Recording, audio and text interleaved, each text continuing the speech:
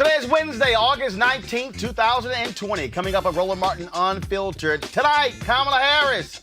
She speaks at the Democratic National Convention. We will talk about that in advance and show you some of the speeches from last night. Congresswoman Alexandria Ocasio-Cortez, she nominated Senator Bernie Sanders, and all people are losing their mind.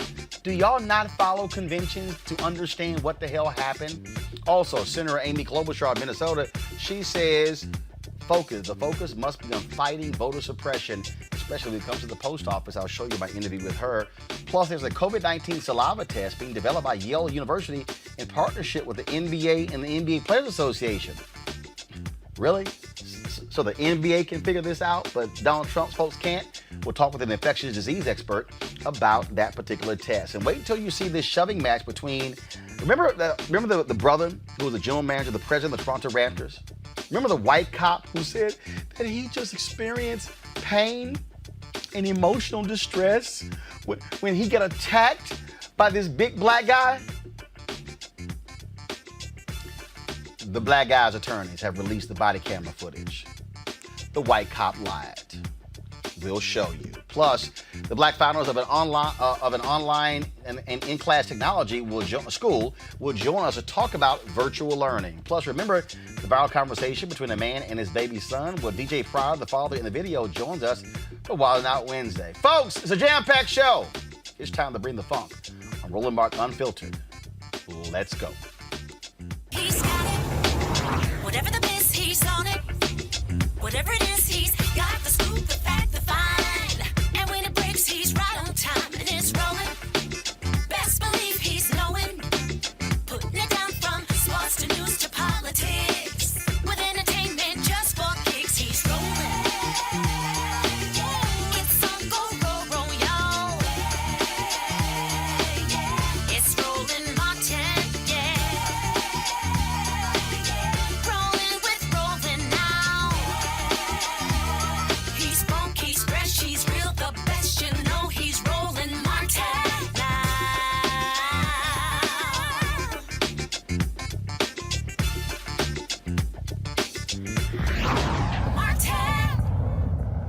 All right, folks, Democrats continue their virtual national convention. And last night, of course, the big keynote speech was from Jill Biden, of course, the wife of VP Joe Biden, who's a Democratic nominee. Also, it ended with a powerful song by singer John Legend. Things got kicked off with Stacey Abrams speaking on Leadership Night.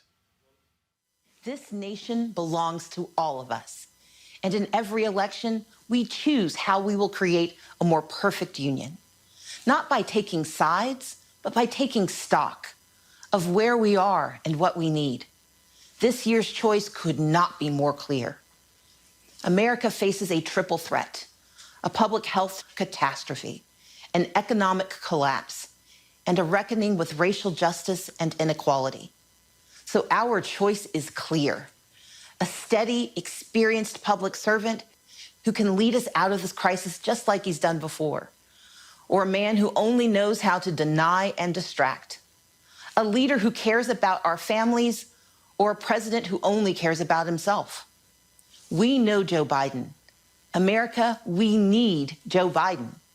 To make your voice heard, text VOTE to 30330.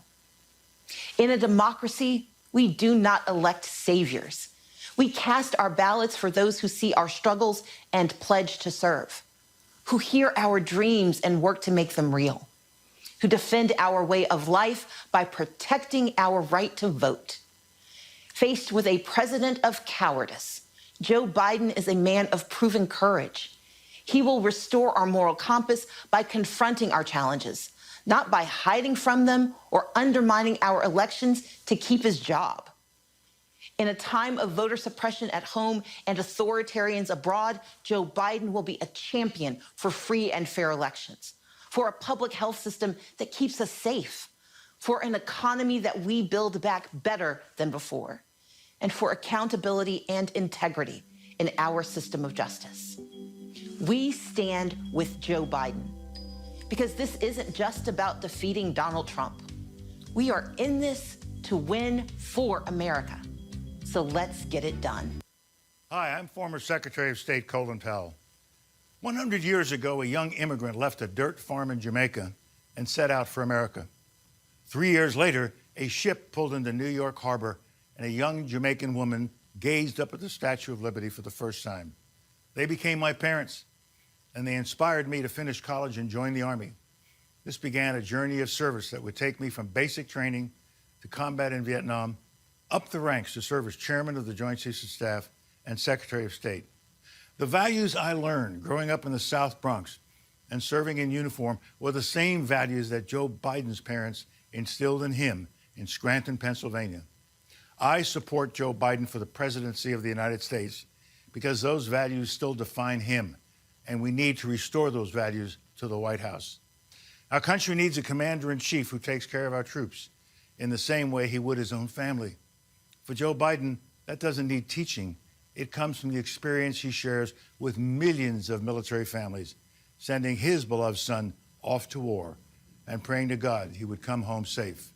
Joe Biden will be a president we will all be proud to salute. With Joe Biden in the White House, you will never doubt that he will stand with our friends and stand up to our adversaries, never the other way around.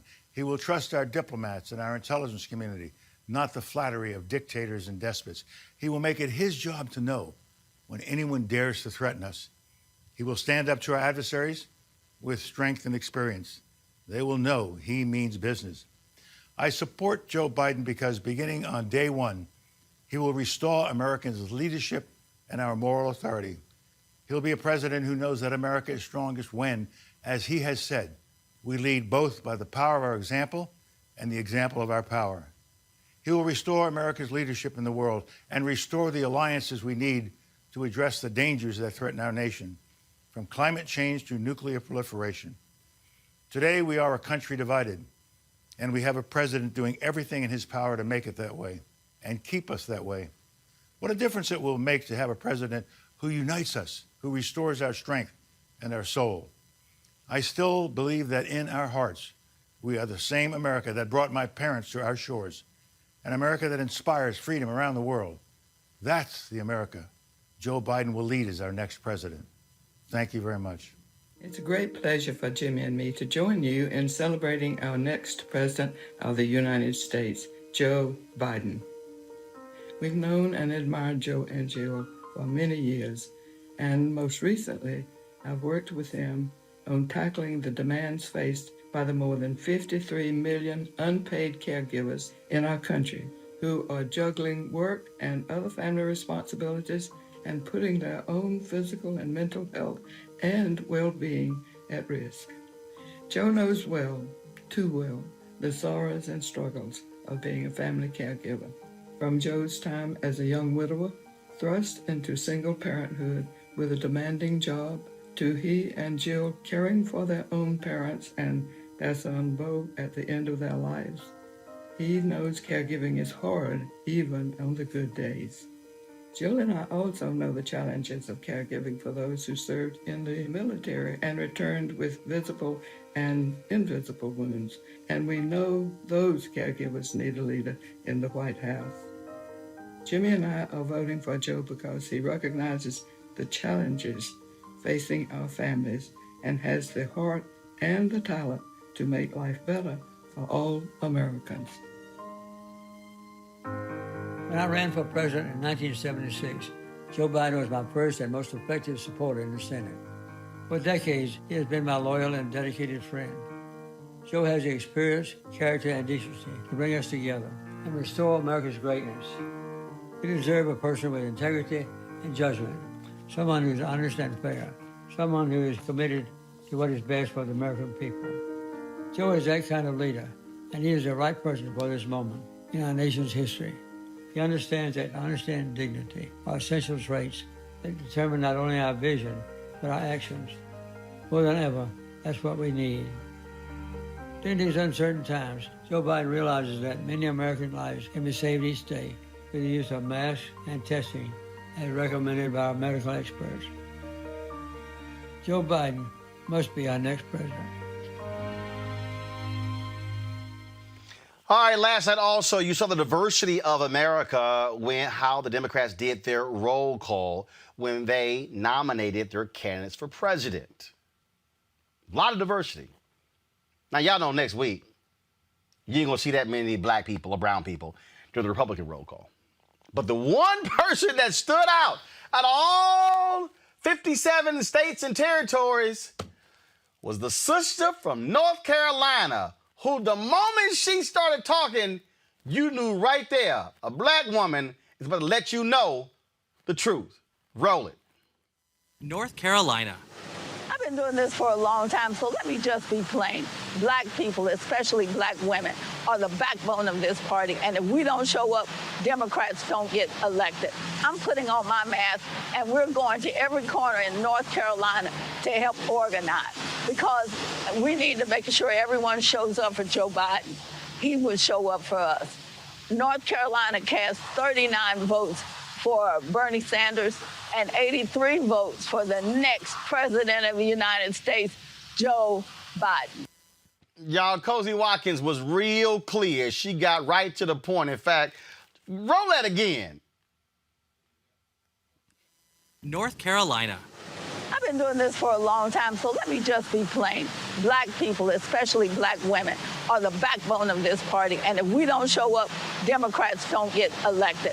I'm putting on my mask, and we're going to every corner in North Carolina to help organize, because we need to make sure everyone shows up for Joe Biden. He will show up for us. North Carolina cast 39 votes for Bernie Sanders and 83 votes for the next president of the United States, Joe Biden.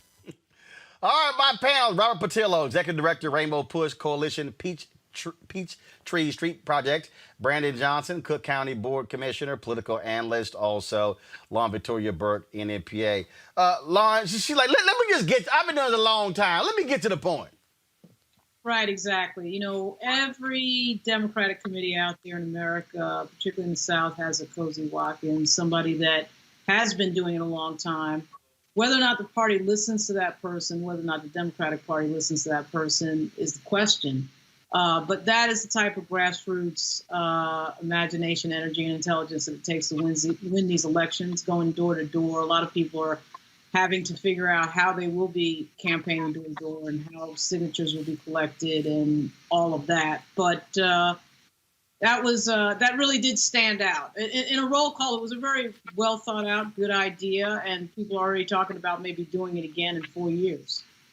I will say this here, Robert. You can bank on this here. I tweeted this out last night. The Republican Party probably is already sending out a notice to all actors of color out there. Can you please send us your resumes?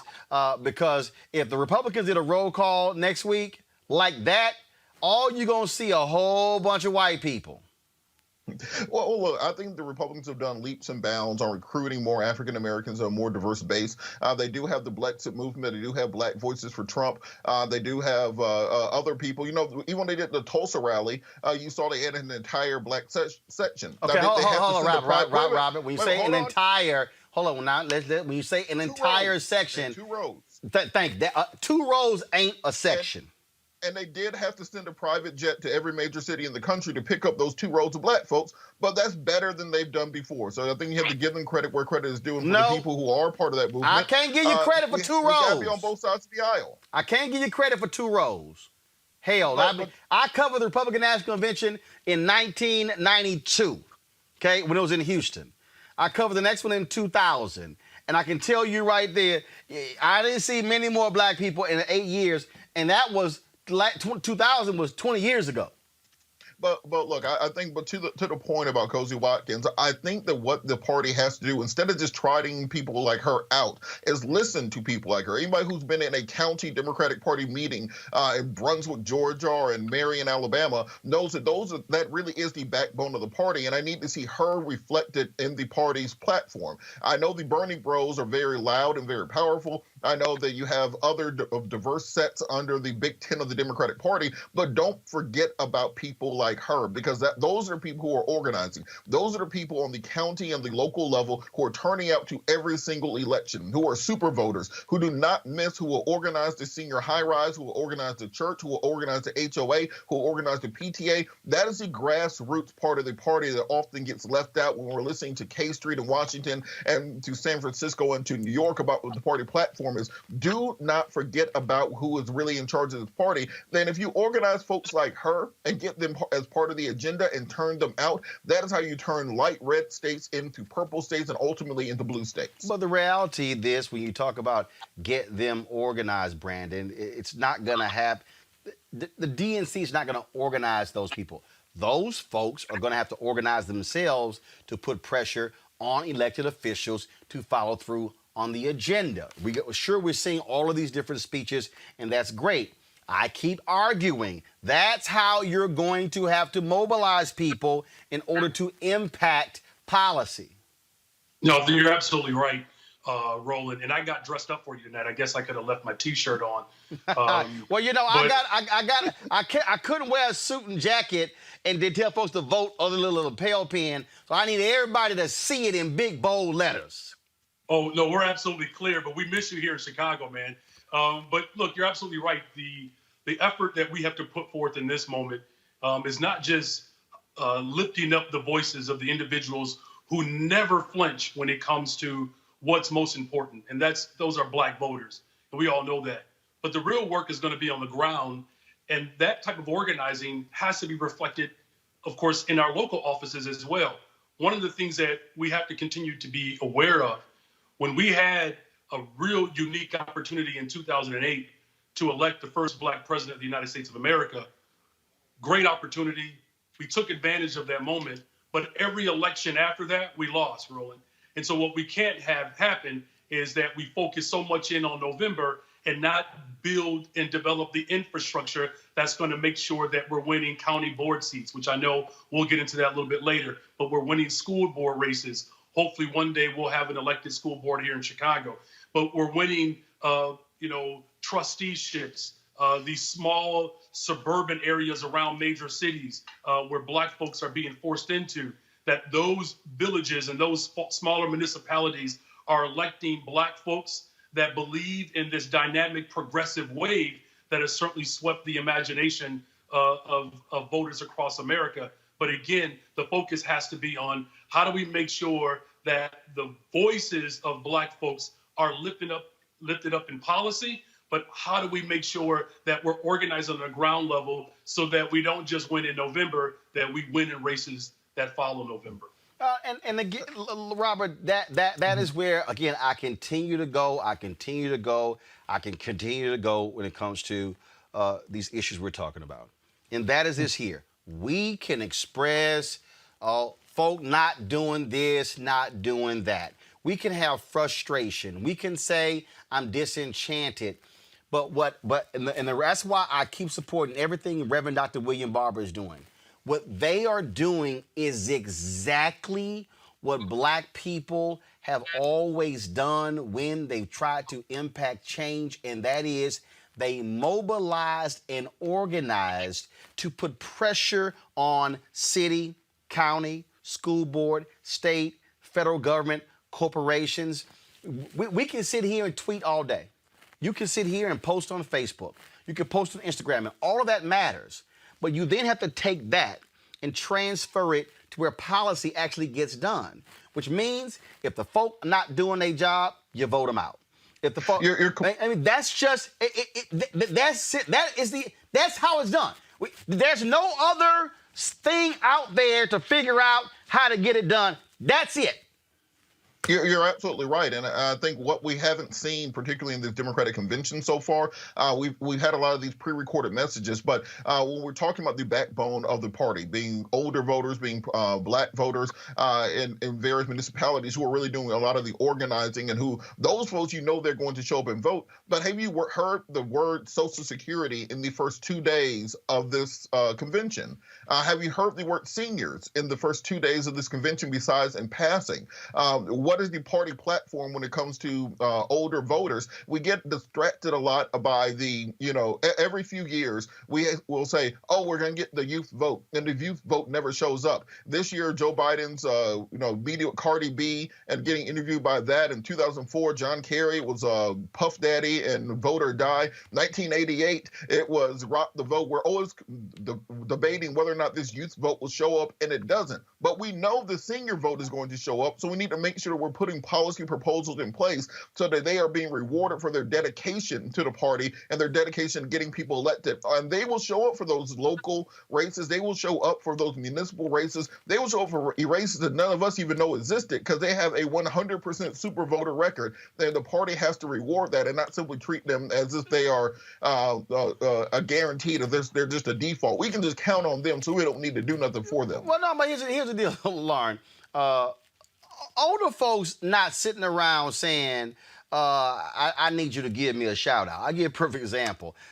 In 2018, Melanie Campbell and the National Coalition of Black Civic Participation, they were doing their phone bank, and they were calling people. And so they called this sister. She was 80-something-year-old sister in Florida. She said, baby, save your breath. Save your breath. She said, I already got my plan. She said, on election day, my son is coming to pick me up, take me to the polls, vote, and bring me back home. She said, so call somebody else who you need to encourage to go out to vote. The people who, they got to be loved, you got to talk to them, you got to make them feel good, are folks who are frankly 35 and less who don't turn out in the same way. What I'm saying, though, is that voting in this election, early voting, mail-in ballot on November 3rd is one thing. But I need our people, everybody watching and listening, to be in the state of mind that on November 3rd, you're going to vote. On November 4th, a whole new process starts, and that is to make them do what they said they wanted to do. Yeah, quite frankly, with Donald Trump sitting in office and with 170,000 people dead in the pandemic, and with 50 million people filing for unemployment, and us staring in the face of the second worst Great Depression. If you need the special message to any constituency at this moment, then that constituency, maybe that constituency is the constituency that can never wake up. There's always this coddling every 4 years now. I think really particularly since I think 2007, 2008, to younger voters, and there has to be a special message, and we have to get a specific entertainer, and we have to do this and that. And the party, primarily because of Black women, is finally starting to figure out that it's a lot easier to court voters that you know are going to show up, that you know are going to vote for Team Blue, that you know are reliable and don't take a lot of convincing, rather than to put a lot of money into people who have to be convinced and cajoled and all this other stuff. I just think that this is a moment in American history where if it isn't clear to you, particularly if you are under 35, with what that particular generation has had to deal with economically, and you've got the craziest president in history sitting in the White House, and you need some sort of special message to get you out and voting and thinking seriously about voting, I mean, you've got to be kidding me. You'll notice that most of this, and I think Robert brought this up, so much of this convention has just been really a big, long political commercial for Joe Biden. There's not a whole lot of specific talk about policy. There's not a whole lot of what are we going to do and what's our plan or any of that. It's just basically we're going to talk about Joe Biden over and over and how great he is. There's nothing wrong with that, because I think the only reason I would say this is because Donald Trump is in office. If this was another president, if this was George Bush, I think it would probably be a tactical mistake. But, Donald Trump is so he's so bad. They really don't have to make that much of an argument. Here's one of the things, Brandon, that I want people to understand. Last night in Florida, Pam Keith, who's run for a couple times for office, she won her primary last night in Florida for a congressional seat. She now advances to the November general election. If people need to understand why every vote counts, let me explain to you why. Henry, go to my iPad. Sabrina Fulton, the mother of Trayvon Martin, ran for a commissioner's seat there in Miami-Dade, District 1. She was facing Miami Gardens Mayor Oliver Gilbert, okay? 34,000 votes in that race. 34,000 votes. 34,027. Folks, she lost by 331 votes. 331 votes. Watch this here. Go back to my iPad. This is it. See how close this was. Oliver Gilbert. Now, the deal is, if whoever got 50% of the vote, they win. Oliver Gilbert got 50.49%. Sabrina Fulton got 49.51%. A total of, she lost by 331 votes. Brandon, that's why I need people to understand who have this whole view. I don't need to vote. No. Here's the deal. The presidential is at the top of the ticket. Then you're going to have United States Senate races. Then you're going to have congressional races. Then you're going to have DA races and mayoral races and county commissioner races and district judge races and go on and on and on. This is where policy is made, not just in D.C., not just in Tallahassee in Florida, but also on the commissioner level. Policy where you are isn't just made in Springfield, it's made at the Cook County Commissioner's Court and at City Hall as well, and the school board. And so that has to be the state of mind for folks. When I'm saying vote, I'm not saying it's about Biden, Harris, Trump, Pence. I'm saying top to bottom. Well, that's right. And this is why, I do reject the notion that younger voters are not activated and conscious and clear. In fact, they are quite conscious and clear. It's why there's incredible protest and uprising that's breaking out all over the country. This is the same spirit, of course, in which those that have gone on before us lived under. And obviously, Reverend Vivian and, of course, Congressman Lewis. I mean, the names go on and on. And when I look at how close that race was, Cook County is the second largest county in the entire country. We have a $6 billion budget. I represent over 300,000 residents just in my one district. The race that I won, Roland, I won by 426 votes on a similar platform that our sister in Miami-Dade lost on.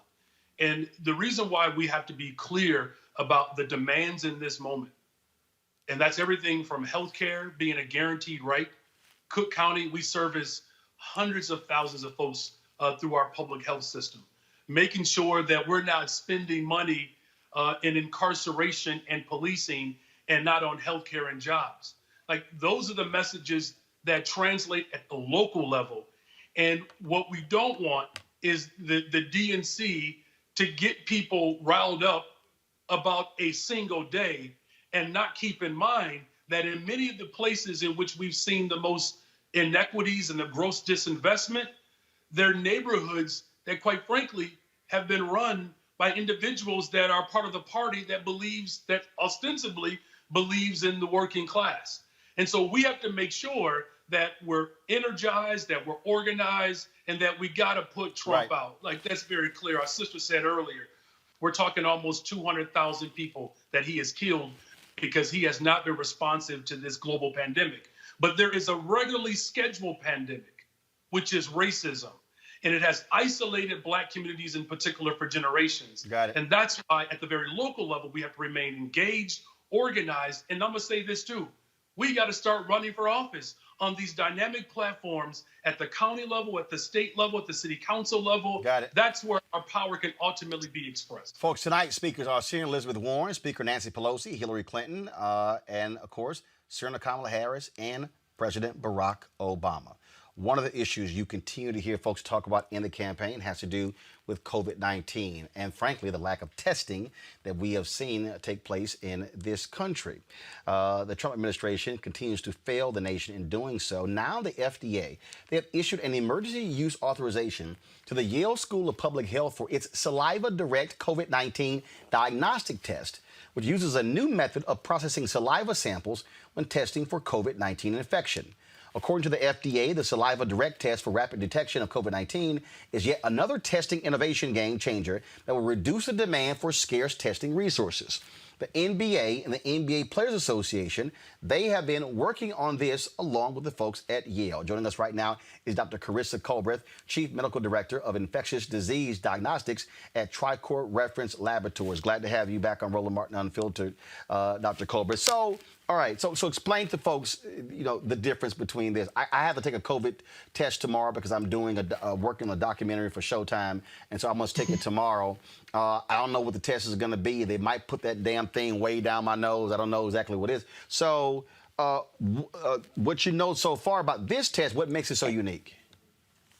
So this test uses saliva instead of the nasal swab that I think a lot of people have experienced, and it's not the most pleasant experience to have the nasal swab. And so the benefit of this test is that it uses saliva to test. It'd be similar to anybody who's done an Ancestry or a 23andMe type of test where you spit into a tube, and then that tube is sent to the lab for processing.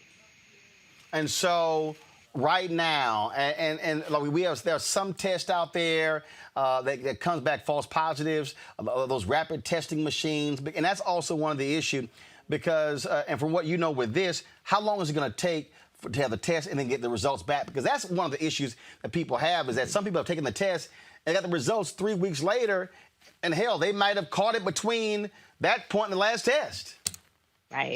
Right. So, that's been one of the interesting pieces of the communication related to this test. This is not a rapid test in the same way that we think about rapid tests. This test is generally processed on the same type of machines that the nasal test is processed on. So you should not think about this saliva direct test in the same way that anybody who's had a strep test at your doctor's office, where they put the swab in your throat, they go into a room, and 5 minutes later they come back with a result. That's not what's going to happen with this test. These tests still have to be processed in what's called a CLIA high complexity laboratory.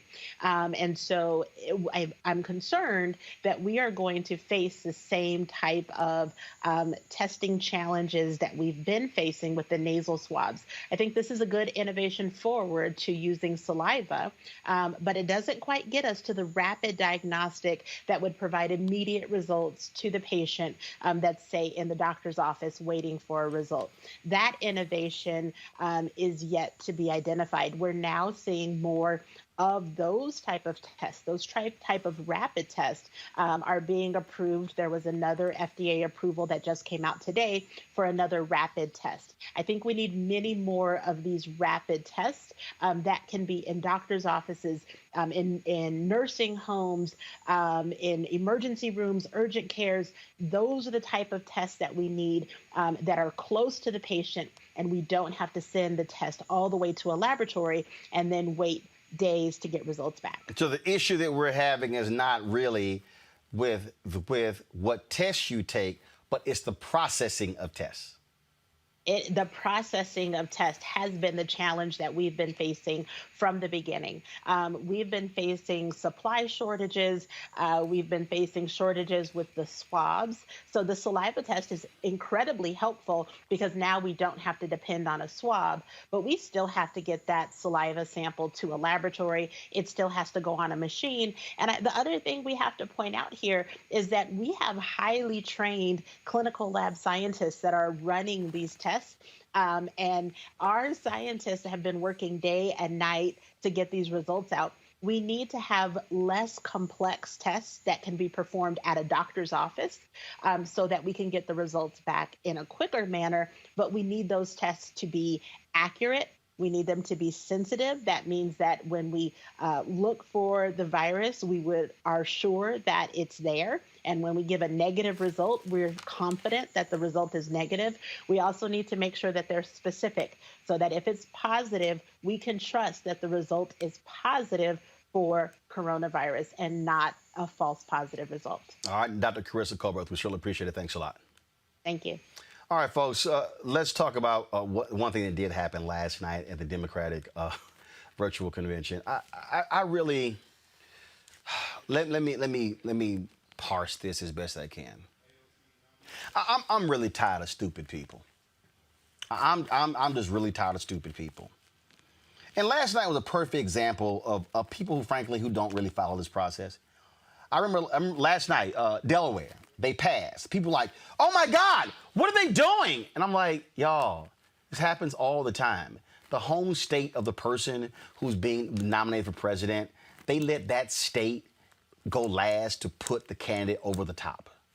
I was like, well, y'all calm down. People were literally asking people, like, oh my God, why is Delaware skipping? Okay. So Congresswoman Alexandria Ocasio-Cortez, she spoke last night for 60 seconds. And people acted a fool because she said this. In a time when millions of people in the United States are looking for deep, systemic solutions to our crises of mass evictions, unemployment, and lack of health care, en el espíritu del pueblo, and out of a love for all people, I hereby second the nomination of Senator Bernard Sanders of Vermont for President of the United States of America. That's it, y'all. That's what she said. And the folks at NBC News put out this tweet, oh my God, she did not talk about Joe Biden. Hours later, NBC News released this. Editor's note and clarification. Ocasio-Cortez was asked by the DNC to second Sanders' nomination. The nomination is a procedural requirement of the convention. Ocasio-Cortez has previously endorsed Biden, and her speech was similar in length to other nominating speeches. Y'all, they put that out 3.5 hours afterwards. Lauren, this shows stupidity. This is the stupidity, Lauren, of people. Like, this was a thing. People were, like, losing their mind. And this is also what happens. And again, I don't know who the hell was running the social media at NBC, but clearly was somebody who doesn't know what the hell happens at conventions without realizing that people who get delegates, deals are cut where they still get, for the record, to get their delegates, and they tabulate them. And typically what happens is after the first ballot, there typically is somebody to say, I call to make it unanimous. Then the delegates vote. They make it unanimous. who the nominee is. It shows the stupidity of people who are always trying to find something. Oh my God, Ocasio-Cortez, she didn't talk about Joe Biden. Yeah, well, I mean, we do live in a world where our technology, our social media technology rewards people who come up with a bombastic get, so obviously I know there was a discussion at Twitter about removing the like button, and that may have been in part because that has motivated people to post things that are not true before verification, post false information, post information that they have no expertise in, all for the attention of the retweet and the like button. I mean, so I think a lot of what drives these little silly moments of, wanting to sort of run to social media and post something and the excitement of it, and it's inaccurate, and then you get embarrassed later on. And we've seen many very interesting examples side by sides where, somebody has sent something out 2 years ago and then they contradicted. I remember the Sean King example recently where he had just, basically wrote the opposite of something. And that's what social media, I think, drives a lot of people to do. Unfortunately, it impacts what is, generally considered to be, legacy journalism, which is supposed to be built on fact checking and being careful about what you put out there. But, unfortunately, legacy journalist organizations are trying to keep up with everybody on Twitter who's just putting stuff out there. So it's just it's a race to the bottom, and the casualty is accuracy. Anytime you have speed and you have complicated information, the casualty will always be accuracy. But it's just basic. It's just so basic, Robert. And these people, again, they act a fool. They get all upset and like, oh my God, how dare you? And and what she does is she said, y'all, this is what it was. And again, people, it's like they're so quick to try to find the gotcha moment.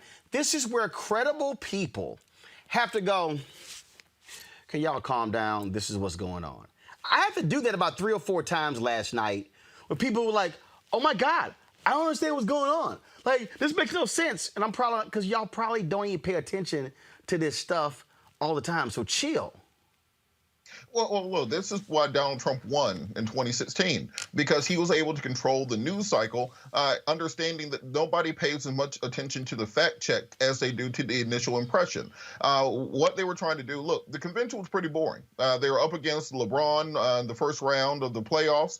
So I think they were trying to spice it up by creating a reality show drama situation in an otherwise mundane convention. Who's the young, sexy rising star that we can get some media attention from and get some clickbait to? What the song came out a few years ago, 100 likes, they'll do anything you like for 100 likes. They are trying to get that sort of attention for an otherwise mundane task that's not getting great ratings. And so they try to create a story. It's reality TV media. It's no different than the Housewives or Love and Hip Hop or anything along those lines. If there's not a storyline there, you create the storyline through the media. Trump has been the master of manipulating this. He's been the master of getting free media. I think the last media cycle or last campaign, he got around $3 billion in free media because he knew that just by putting out a tweet, he could get more attention and more eyeballs on him than by doing $1 million ad buy. And the media is falling directly into it again. And I think the media has to, at some point, be held responsible for the fact that they keep giving free ad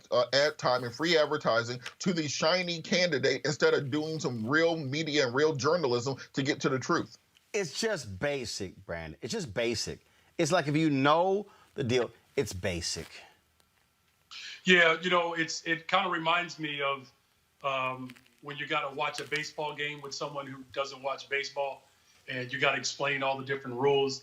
But look, I think at the end of the day, too, people being sheltered in place, folks are paying more attention now than they have in the past. But I think to your point, when the media gets it wrong, it certainly continues to give fuel to a tyrant in the office of the presidency. And as more fuel is given to him, it certainly shines more attention on his space and away from what's most important. I would say this, though. I really wish that Congresswoman Ocasio-Cortez would have gotten a little bit more time to speak last night, because I actually believe that she represents the future of our party. Dude, you know And what? I She's not worried about Democrats- last night. She ain't worried about last What- night. She ain't worried about last What's that? night. Here's the deal. Congresswoman Ocasio-Cortez could actually go on her Instagram page, her Facebook page, her Twitter page, and have more people watching than who watched last night. No, look, I don't disagree with that. What I'm saying though is it's not just embracing her style. It's about a recognition that right now you have party leaders that are more interested in recruiting disgruntled Republicans, where I think we have an opportunity to grow our space, particularly within our Black base within the party, within our youth base, the progressive space in the party, and that she represents a voice and an ideology that reflects the values of today. Look, the people not understanding, certain parliamentary or convention rules, yeah, that's frustrating. And it's also more frustrating when the media gets it wrong. But what I would say, just to offer some perspective, that where the party needs to continue to go and grow, that wave has swept through this country. No, actually, it's just one example of that. No, but it's not. It's not. And this is where I'm going to push back on you on that one. Here's the deal that Democrats have to understand and accept. Every district in the nation is not the same as her district. The reality is this. The Democrats took control of the House in 2018, not because of these super progressive districts. They actually took control because of moderate districts. For instance, Congresswoman Lucy McBath barely won her district. She beat Karen Handel. Right now, they're running neck and neck. That district is not a super progressive district. The district in Georgia, Sanford Bishop, same thing, not super progressive. So a Sanford Bishop has to take different positions because of his district than Congressman John Lewis did, or even David Scott or Hank Johnson in theirs. And so we have to, I think we make a mistake that, first of all, congressional districts are 700,000 people, okay? So the reality is Ocasio-Cortez represents, there's a constituency that is far left progressive, no doubt. But Democrats cannot have a majority if they only appeal to the Ocasio-Cortezes of the world. They have to have far left and moderate or centrist Democrats, because you have to win based upon the contours of your congressional district or your state. Yeah, but Roland, Casey in Pennsylvania has to run a totally different race than Harris or Feinstein in California. It's just, they're different. But Roland, you don't have to be progressive or be labeled as a progressive to advocate for Medicare for all. No, I understand that. I understand that. But what I think that's what I'm saying, though. I'm not saying that left versus right. I'm saying that the message of Medicare for all, fully funding our public schools, creating opportunities so people can actually make a livable wage, making sure that people like Jeff Bezos, who are paying the same tax rate as individuals seeking unemployment.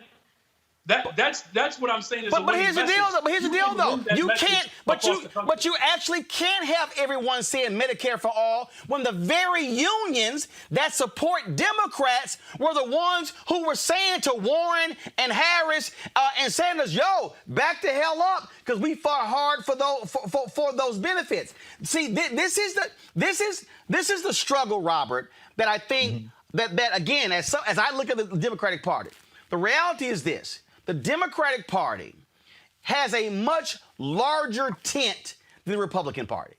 Democrats got to keep a whole bunch of people happy to win. Republicans, you're either right or far right, that you so right you come back left. I mean, that's the deal. And so the Republicans have it much easier in the Democratic Party because the Democratic Party has an Ocasio-Cortez and a Joe Manchin and a Casey and a Bishop and the McBath in the same district. The right, Jordan, Rubio, Cornyn. I mean, you pretty much know what they said. That's the difference here. And I think a lot of people don't understand those distinctions of why you got to have this mix of people who are speaking on the Democratic side.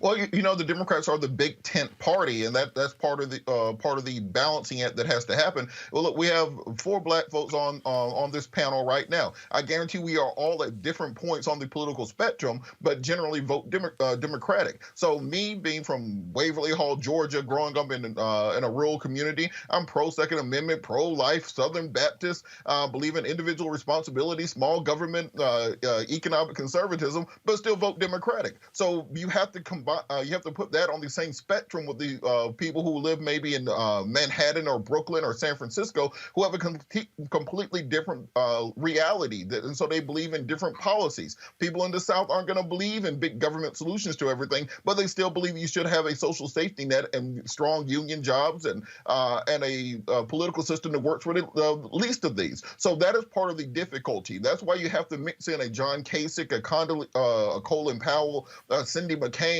and also a Bernie Sanders, Elizabeth Warren, and Ocasio-Cortez, and put that all into one tent and create a governing majority. You're right. Republicans have been completely they are running directly on rhetoric because, well, fundamentally speaking, Donald Trump has not governed as a conservative president. Nothing about his policies have been conservative. If a Democrat did the exact same thing that Donald Trump did, a $1.5 trillion tax cut, $1.3 trillion in new spending, stimulus checks, just direct governmental handouts to people, the enhanced unemployment, all the things that Donald Trump has done and he takes credit for, including criminal justice reform and many other issues, are Democratic issues. But Republicans run on feelings, on emotions, on that John Wayne character who's going to keep America safe, and they don't care about the actual minutia because they are one monolithic party in large part. Democrats, on the other hand, have to appeal to a larger, broader base and ensure that everyone is getting something, but at the same time, that means nobody's going to get everything that they want. And Lauren, here's the deal. And look, you spent time in the halls of Congress, and the perfect example. I've had Democrats tell me this. They said, look, even if we're in the majority, we don't start an issue with 200, 205 votes, and we just got to pick up 13 to 18 more. They said, no, we actually start with about 180, which means that you take an issue, you start with 180. Even when you're in the majority, they got to work to get the other 38 necessary to pass, which is where the Democratic compromise comes in. Remember, the Affordable Care Act, I think people forget this here. President Barack Obama had a Democratic House and a Democratic Senate.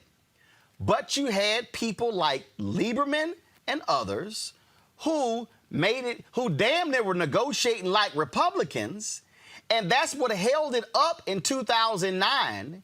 And it wasn't until Ted Kennedy died, and then Scott Brown wins in Massachusetts, and then they had to Nancy Pelosi was like, no, we getting this done because they did not have much time.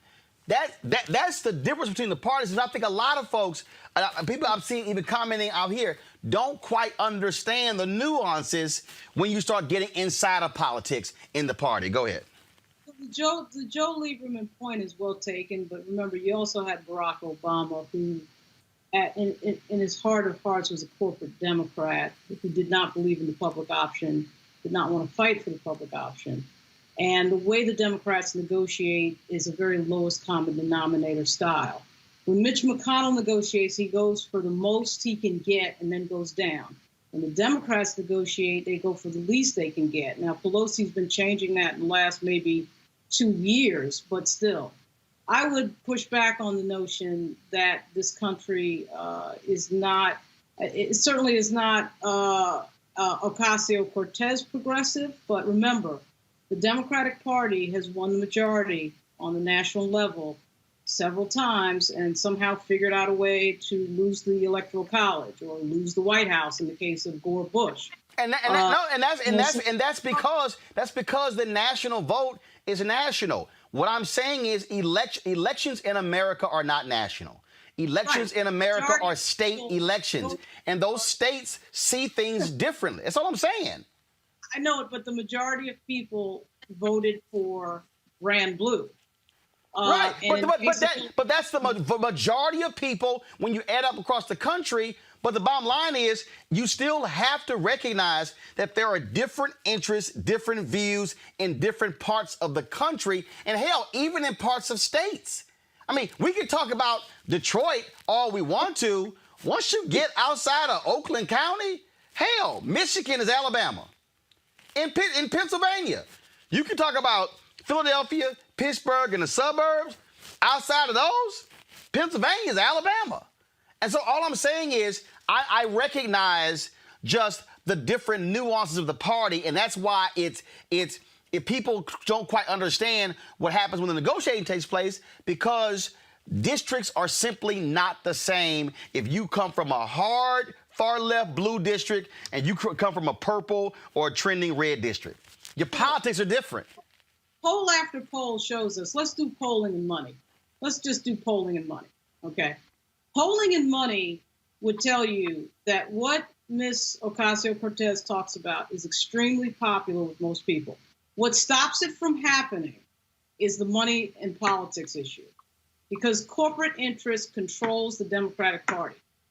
And so the things that she's wanting are in contravention with big business and corporations. This is where the Bernie wing of the party is accurate about saying that, because Nancy Pelosi and Mitch McConnell aren't really all that different when it comes to money politics. That's the thing that a lot of people don't want to really confront in the Democratic Party.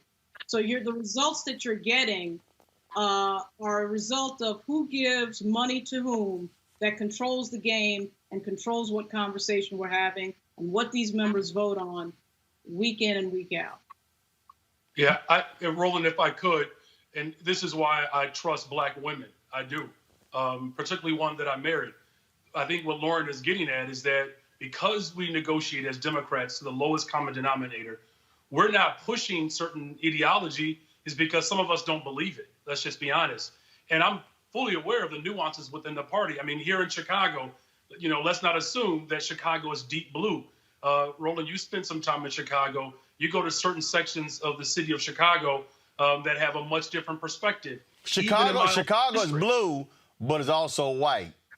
Well, see there. So let's just talk about it then. Let's just go there, because some of these places that you're talking about, you have individuals who are voting against their interests. But the reason why I'm saying that we have to be bolder in this moment, calling for the things that people want. The way you make sure you don't lose Wisconsin is you got to make sure that black folks don't stay at home. Black folks are going to come out if you talk about the things that, quite frankly, is not the Bernie wing of the party. Bernie Sanders is running on the black liberation ideology about Medicare for all. That was birthed out of the struggle of Fred Hampton, who made sure there were health clinics. That's our struggle. Public education. W.E.B. Du Bois said that public education at the expense of the state, particularly in the South, after all, is a Negro idea. The very platform that folks are running on that we're calling progressive or the Bernie wing of the party, that is birthed out of the pain and struggle and hope of black America. So explain this. So Brandon, explain this. To tap into I got it. So explain this. Explain to me how, according to exit polling data, 18% of black women voted for DeSantis in Florida over Andrew Gillum. So look, white supremacy doesn't just live in the house of white folks. No. But here's the deal. But here's the deal. I'm trying to answer. Hold up. But here's the deal. When you start breaking out, one of the theories is that you saw a significant number of black women who were mothers of children who were enrolled in charter schools and who were getting those opportunity scholarships who opposed Gillum's position on that. Again, here's my whole point. There's no group that hates Republicans more than anybody else than black women. The RNC said it out of their own mouths when I met with them. So that's a perfect example of what I'm talking about, was that when you start looking at how voters make decisions. Now, some have said that's an outlier exit poll, but here's the deal. What was driving that? What happens is, and I think the same thing, we're seeing this here. Why did 13% of black men go for Donald Trump? Why does the White House think that they can get 20% of black men to support Trump in 2020? To Robert's point, how do you also speak to various people? All I'm saying is that when we start talking about different people and they speak for these different people, I'm just cognizant of the fact that there are different constituencies within the Democratic Party, and it's harder for the Democrats to coalesce around getting certain things done because they have far more voices inside of their tent than the Republicans do, where it's much easier because pretty much, like I say, you're right or you're far right. Brandon, go ahead. Well, when Dr. King was assassinated, he also had a 33% approval rating at that time. And his approval rating within black communities was harsh. Look, I can't explain in an hour program or 2-hour program the impact that white supremacy has played and has impacted on all of us. What I'm recognizing, Roland, is yes, that there are different degrees in which we discuss and debate these issues. I'm from a family of 10 brothers and sisters, right? We fight all the time over the Thanksgiving menu, and it's the same menu every year. So I'm very clear about that. What I'm saying, though, is if we're going to transform this country, we have to continue to organize at the local level, like you're saying, but we cannot be afraid to say out loud that wealthy people have to pay their fair share in taxes. Of course. I think to Lauren's point, that you have parties that have been capitulating not just to the right, but to the interests of corporations. Yes. That is not necessarily a message of progressivism. In fact, when they also did exit polls, they also showed that Trump voters were also voting for Bernie Sanders. Some of the stuff I can't explain, right, Roland. no, I can. I can't. 25%. Because Bernie Sanders, for people, represented the same thing as Trump. I just want to tear this sucker up. And there are people who want to see that. But the other thing is this. But Roland, you also had Governor Wallace and Dr. King vote for the same person, John F. Kennedy. This is America. I get it's that. All very And that's what I'm saying. And what I'm saying is, when I'm looking at who's speaking and who isn't, I am taking into consideration the reality when I look at two parties, who's in both parties. There are a lot of Democrats who hate to hear from Joe Manchin. But guess what? When it gets down to the nitty-gritty, you sure as hell want that Joe Manchin vote. That's just it's just one of those games that you got to play, and that's what you're dealing with. Folks, I talked to Senator Amy Klobuchar earlier today about what's happening with the Postal Service and the issue of voter suppression, and here's our conversation. Senator Klobuchar, it's quite interesting to watch what is happening with the United States Senate. You have this drama with the post office. You've got the Postmaster General now telling Speaker Pelosi, look, I'm not gonna sit here and just put these machines back online. I mean, this is outlandish. That's what's going on in this country. It is absolutely outrageous. One, because that's how a lot of us are going to be voting, and of course they know that. Two, more and more people during the pandemic are getting their medications. They get their documents that way. Veterans use the post office overwhelmingly. We've got people waiting to get a letter from their grandma because they can't go visit them. It's an outrageous thing. So the solution is not to trust this guy. Let's start with that. The solution is to do what Speaker Pelosi has done, which is call back the House for an emergency session to pass a bill to set strict rules of delivery and other standards for the post office, and then to put the funding in that we should have done months ago, but Mitch McConnell has stopped the bill from advancing in the Senate. I'm ready to go. I can literally take this laptop with you on it and take that to Washington, D.C. and do all my work there, because we should be back in session and he should be calling us back in session. Well, and what we're looking at here, I mean, this is just real simple. What we're looking at here is, I hear all these excuses. Well, we've had low volume because of coronavirus. But anybody with a brain that knows, because we saw it in Minnesota, where they said that was a dramatic increase in mail-in voting. We saw it in Wisconsin. We're about to have an explosion of mail. And so anybody looking forward would say, hey, if you're going to execute this, you don't take anything offline until after the election, because we're about to see an uptick in mail volume.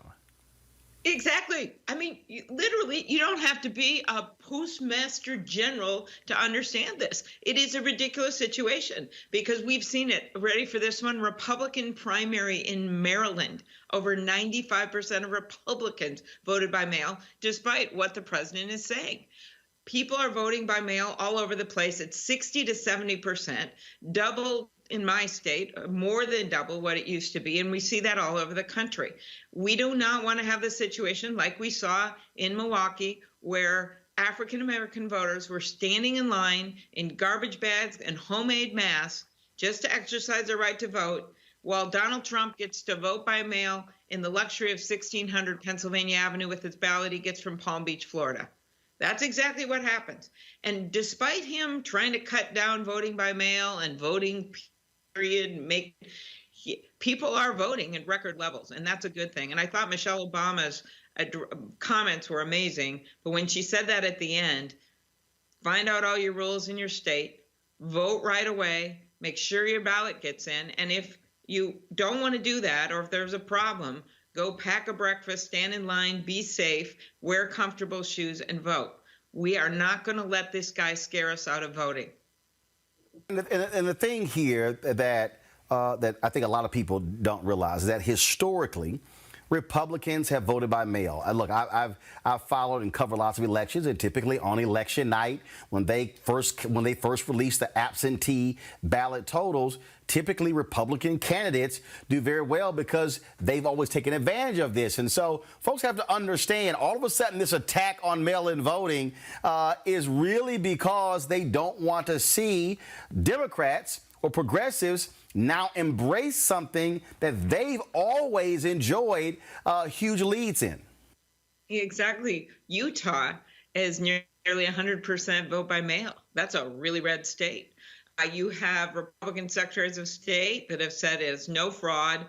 They like it. Colorado's a lot vote by mail, but it is a lot of the blue states that have traditionally done more voting at the polls. I want to make clear, though, Roland, that's still going to happen. Not everyone's going to vote by mail.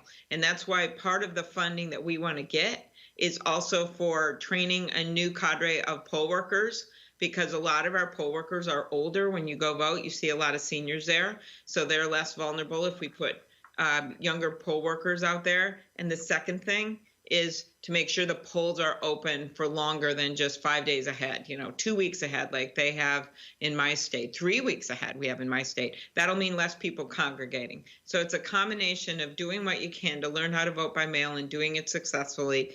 And if that doesn't work, or you're not comfortable doing it that way, then make sure that you vote early if you can. And that's why we're trying to get this funding. And the Republicans were ready in the Senate to negotiate. I was working with Roy Blunt. And then, of course, the White House and Mitch McConnell walk away from the table. Well, McConnell was never at the table.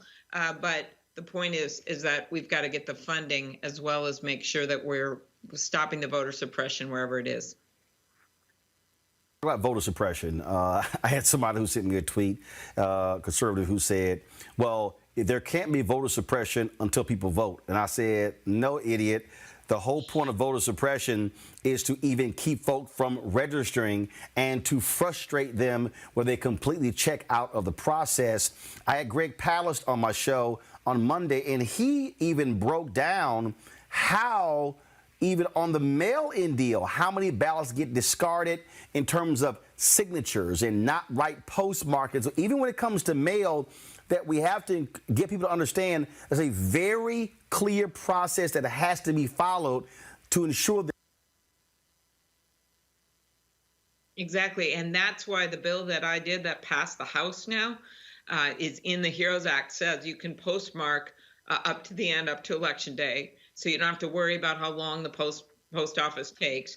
But the second piece about this is that's what happened to Stacey Abrams in Georgia, right? And I'll quote her. She went through, when just because you don't go to a meeting for a few years at the chamber or at any kind of a local government meeting, you don't lose your right to assemble. And just because you don't speak out or read a newspaper for a little bit, you don't lose your right to freedom of press. And just because you didn't vote for the last election shouldn't mean that you get thrown off the voting rolls and lose your right to vote. So that's been going on. All of these signature issues should be resolved in favor of the voter. And it's just more reason that people follow Michelle Obama's advice, and that is make sure your ballot is received and make sure you get it done, because there's a low level of trust for good reason with Donald Trump and what he's doing right now. One of the things that obviously folks are looking at is Democrats have to pick up a net 4 seats in order to take control of the United States Senate. Of course, there are a lot of Democrats who assume that Senator Doug Jones will not win in Alabama. He disagrees with that. But when it comes to these targets, Arizona obviously is one of the places folks are looking at. North Carolina, critical seat as well. Same thing in Montana, and then Iowa and a few others. And so, from your vantage point, in terms of what do you think is looking like, how many seats Democrats could potentially pick up if folks turn out and they win? Yeah, this isn't just me talking, it's the polls. When you look at the numbers right now, all those states you identified were either even or ahead, or it's within the margin of error. We've been doing incredibly well, of course, in Arizona. Mark Kelly, Gabby Gifford's husband, with Governor Hickenlooper in Colorado, Montana, Governor Bullock in Maine with Sarah Gideon. You go down to Iowa, just south of the border here, the farmers have been really hit by the economic decisions of the Trump administration. And that is a race that no one thought we could win, and we're doing quite well. North Carolina, Georgia, let's stretch the map more. Georgia, with our friend Reverend Warnock, and with Ostap, the other candidate, there's 2 seats open there. Then you go to Texas. Anything is possible with the way Biden is doing right now. Biden and my friend Kamala are doing right now in the polls. And so that's why people have to remember Ruth Bader Ginsburg, that Supreme Court seat is on the ballot, right? She's going to retire. And she has been hanging in there so strongly for so long. That is on the ballot. Criminal justice reform is on the ballot. The economic fairness and getting broadband to rural areas and doing everything that we have talked about on childcare and minimum wage, all of that, it depends not just on the White House, it depends on the U.S. Senate. So people not just vote at the top, they have to vote all the way down the ballot. Also, what messaging needs to be very explicit to white voters? And this is why. Since 1964, Democrats have not exceeded 42% among white voters.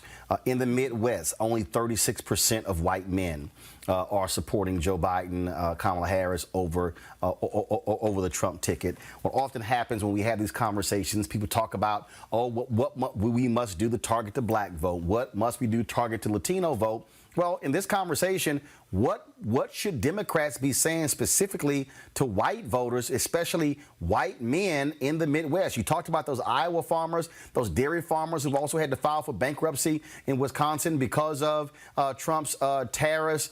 It goes across the line. What are you saying? What are you saying to white voters specifically about this ticket and what they must do? 53% of white women voted last time for Trump. What should the messaging be directly to white voters?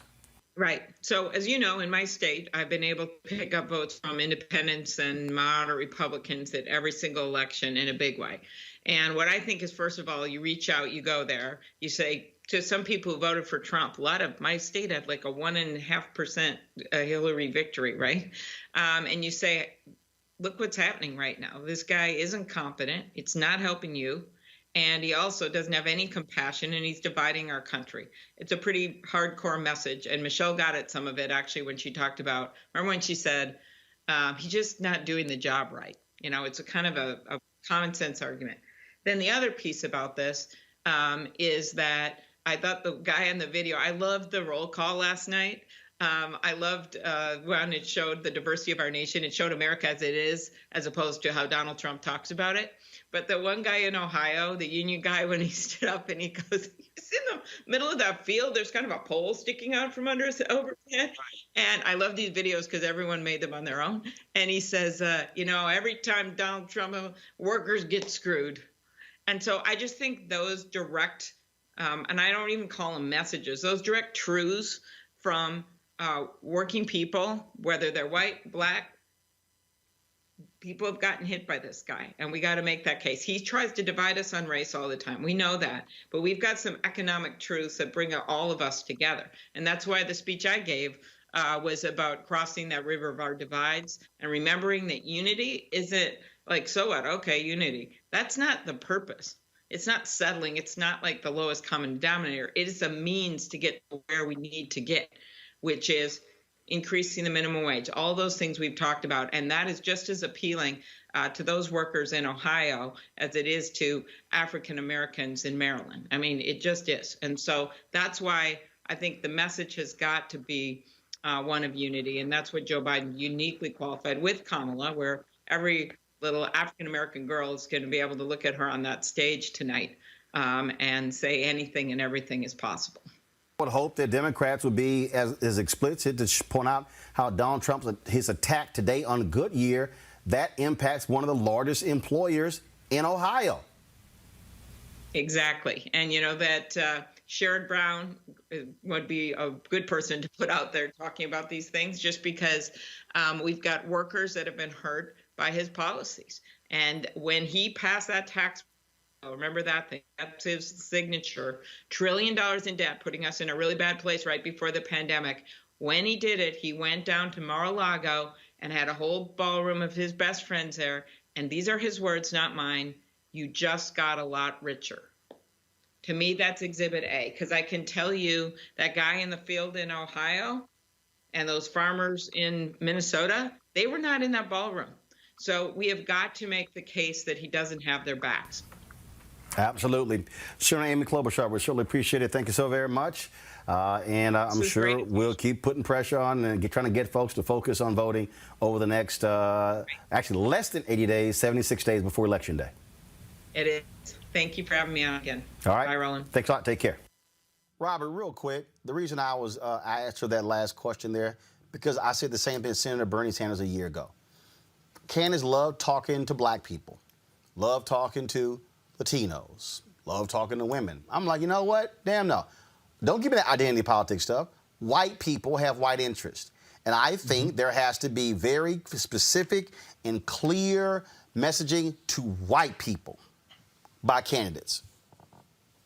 Look, you're absolutely correct. And I think even the discussion we were having before the interview regarding the Sanders wing of the party, we have to realize that's actually the Jackson wing of the party. These are the things that Jesse Jackson ran on in 84 and on 88 that were so taboo at the time that they tried to erase it from history. So when we talk about these issues that the majority of Americans feel and agree on, and the big tent ideas, we have to bring our white brothers and sisters into the conversation and make sure that even that they're not voting against their interest. If you go down to South Georgia, if you go down to Western Michigan, if you talk to many of the people who are Trump voters and have an actual conversation with them, they don't believe in nothing that Republicans believe in. They're not voting because they're fiscal conservatives. They're not in the same party as Steve Forbes and Mitt Romney and many of these other plutocrats who are at the top of the economy. So if we actually were able to communicate with them, to campaign to them, to connect with them on many of the cultural issues, to not be as exclusionary, because sometimes I feel like progressives and members of the Democratic elite will look down on people who are not as intellectually pure as they are on some issues. Those are the folks who are going to fill out the rest of the electoral map. So Democrats can either decide they want to just be the president of the big cities. I'm going to be the president of New York, San Francisco, Chicago, and Atlanta, or they can say I'm going to be president of the United States and get out there and actually work for those middle-class white votes who were voting for Bill Clinton in 92 and 96, who did turn around and vote for Obama in 2008 and 2012, and who have felt alienated from the party, because once you have an actual conversation with them, you can convince them that they will agree on many issues that you agree with, and it's a cultural dynamic that separates. This is real easy, Lauren. Probably the last election, 71 and 72% of the total electorate were white. This election probably will be the first time it falls under 70%. So the bottom line is this here. When you're running for president, you're talking to white people. And again, I think Democrats have to be far more explicit when talking to white voters. Yeah, I mean, I think that they haven't necessarily been, some of these issues don't necessarily break to race. I mean, everybody generally speaking, wants the same things. They want to be able to earn enough money to buy a house, support themselves, support a family, pay for child care. You know, some of these things are not breaking to race. The person who broke things to race when he got into office is Donald Trump. And he's the one with all this is your last chance, and saying directly to white folks. Basically, he took the veil off of the Southern strategy and just talked openly, directly to white people specifically, right? So, I mean, I think that Barack Obama, even though the Democratic Party has not won the majority of black voters since, what was it, Jimmy Carter, you know, I thought Obama actually did a fairly good job winning the percentage that he did win. But the idea that the party has to bend backwards for a constituency that is, in fact, in control of the Democratic Party, I don't care what anybody says, they're in control of the Democratic Party. And they're in control primarily because the things that the Sanders wing wants to do require money coming out of the same people who give the donations to the party. And that's always the sticking point. I mean, yes, it's a diverse party. Yes, it's a big tent party. But when you go down issue by issue, I don't care if it's gun control, I don't care if it's abortion, whatever it is, you're going to find that where the money goes, the votes and the attention from the party leadership goes. But here's the deal, though, Brandon. For me, I'm not trying to bend over backwards for them. I'm simply saying that if you make explicit appeal, you got to put some stuff on the table. You got to be frank. And I think what often happens is Democrats, they aren't frank when they are really breaking this thing down. And I'm saying, I remember in 2008, there was this great video of some union organizers, and they literally said, point blank, they said, we had to have some frank conversation with our white union brothers in Pennsylvania, Ohio, and Wisconsin. And they literally said to them, black people have been carrying Democratic parties. You white union workers, you are going to vote for this black man. And it was a very clear discussion. And what I'm saying is, you got to put whiteness on the table and not go, oh, we're talking to workers, we're talking to voters, but over here, black preachers. You got to say, hey, I met with a group of black preachers, I'm meeting with a group of white preachers, talk to white preachers about white voters in these issues. That's what I'm talking about. Well, I think to that point, Roland, you know, as Robert indicated earlier, and I said at the beginning of the show, is that you have voters that are constantly voting against their interests. I had a chance to travel around the country a little bit as a surrogate for Senator Elizabeth Warren. And what's very glaring, and I'll be very candid on your show because I know we can, white folks are living horribly, man, across this country. In fact, that's proven. There are more white children born into poverty than black children. Now, of course, there's a higher concentration of black folks because there's less of us. White poverty is severe. And if we're going to have that frank conversation, we have to talk about the fact that there are white folks that are living in abject poverty, and that poverty that they are experiencing and their feeling of isolation, it's not that much different than the poverty of isolation in places like Garfield Park, where I represent on the west side of Chicago, that has been described as a developing nation.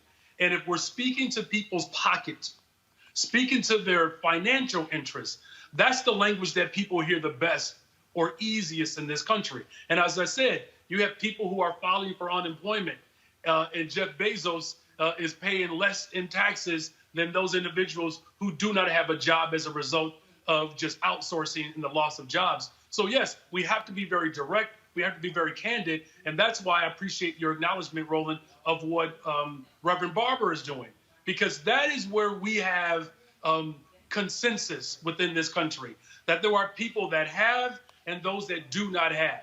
At the height of the Depression, when white unemployment amongst white men had reached 35%, our country called it a national crisis. And white men were literally given shovels before there was stuff to dig. We have reached that moment in this economy.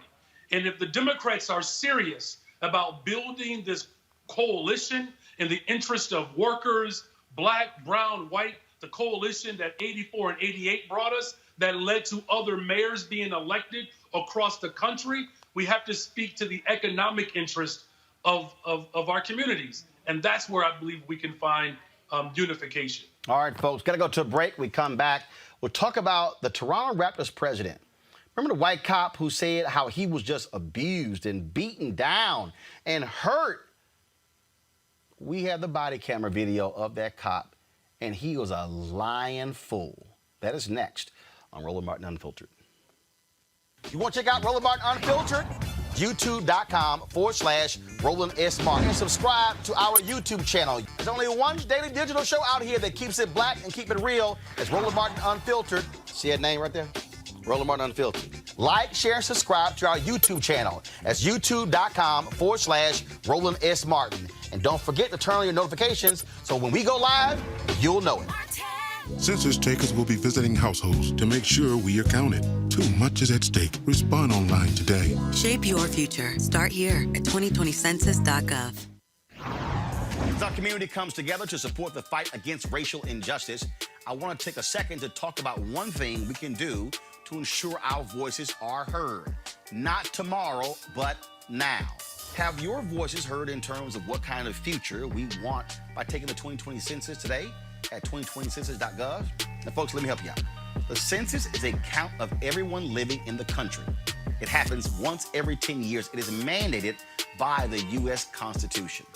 The thing that's important is that the census informs funding, billions of dollars, how they are spent in our communities every single year. I grew up in Clinton Park in Houston, Texas, and we wanted new parks and roads and a senior citizen center. Well, the census helps inform all of that and where funding goes. It also determines how many seats your state will get in the U.S. House of Representatives. Young black men and young children of color are historically undercounted, which means a potential loss of funding for services that helps our community. Folks, we have the power to change that.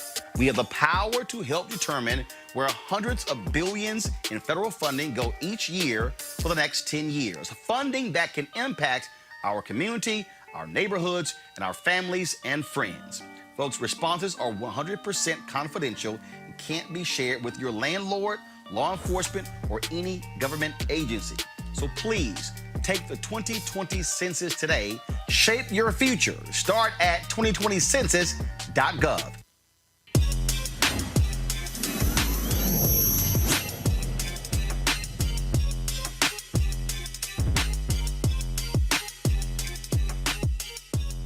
All right, folks, each week we profile a black-owned technology business. This week we're looking at Pivot Technology School with the co-founders, Quan Clark and Joshua Monday. Quan and Joshua, how you doing? How's it going? Doing well. All right, so here we are now operating in this whole virtual world, and all these districts are now scrambling to figure out how in the hell to do it. What have y'all learned? What is your technology, and how does it work? Yeah, so Pivot Technology School is a 20-week data analytics and web development core accelerator.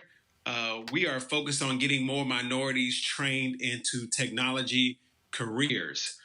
So we're not so much on the aspect of helping teachers get their technology together, but we're on the aspect of getting adults trained to face this new marketplace, which is everything is going to be tech. Go ahead. Yeah, so what we've identified is, during this 2020 year with COVID and everything that's happening, most companies are going virtual anyway. So we've been able to accelerate our growth model by providing virtual classrooms, and so we can provide our data analytics and coding software development to adult learners across the country. And in terms of that, obviously what this has shown, and like I've gotten so many calls from people all across the country who are people trying to do studios, trying to get what gear to get, things along those lines. Because the reality is here, I think for the next 18 months, we're going to be in the same situation. We're going to be in this virtual world. Yeah, absolutely. And a lot of the jobs, just over 40 million people are unemployed, and a lot of the jobs are not going to come back because everything is turning to virtual and artificial intelligence that are taking jobs. And the most people that are going to be impacted are African-American people. So we're on a mission to really get people the skills that they need so they can thrive because everything is going to shift and change. Yeah, we've really just identified a gap. Right now, African Americans are really underrepresented in tech. You know, I've spent about 15 years in tech myself, and, you know, I got to a point where I was really the only African American in most of my departments, which really kind of spawned up the vision and mission that we have now. And we're just trying to train all minorities across the country, you know, change that psychological barrier that tech isn't for them. And look, you do have to, frankly, introduce it in a way where people actually understand it and they get it. You say it's 20 weeks. Folks have gone through this. Where have they gone after they've gone through this accelerator? What kind of jobs? Things along those lines. Yeah. So we have partners all across the country that are pipelines. So we're pipelining people from Pivot Tech to some of the best jobs in the country, from Amazon to HCA to HealthStream. So as long as people have skills, we're lining them up for jobs. You have so many people that when you look at the pay cycle, when you look at the average wage for African-American household, it's less than $58,000. But, you know, one tech job is paying around $65,000. So they don't have to worry about finding a job. We will place them on a career path. Absolutely. And how many people have gone through your program thus far? So right now we have 30 people that are getting ready to graduate. As Josh said, we have some of the biggest corporations. What we do is set up open houses, and we set up virtual interviews, and we get our students prepared to go into corporate America or entrepreneurship. Either way, we actually have another 40 getting ready to start on next Tuesday, August the 25th. And then October, we're going to have another 40 coming up. With everything that's going on, we've seen accelerated growth. So we're just trying to ramp up and be able to provide these services to everyone that needs it. All right. How can people who are watching get more information to reach out to you? They can go to pivottechschool.com, or they can email us at info@pivottechschool.com. All right, then. Well, gentlemen, certainly we appreciate it.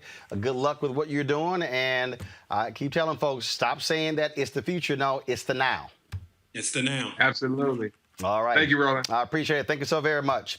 All right, folks, let's talk about, we'll talk about technology, how technology exposes liars. Now, y'all know how many times on this show we've talked about police officers who've been busted for lying, saying certain things happen.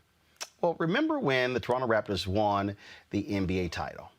And remember this white cop, Alameda County Sheriff's Deputy Alan Strickland, he came out and he said that he was shoved and he had head damage and face damage and all this stuff when he got shoved and assaulted by Toronto Raptors president Masai Ujiri.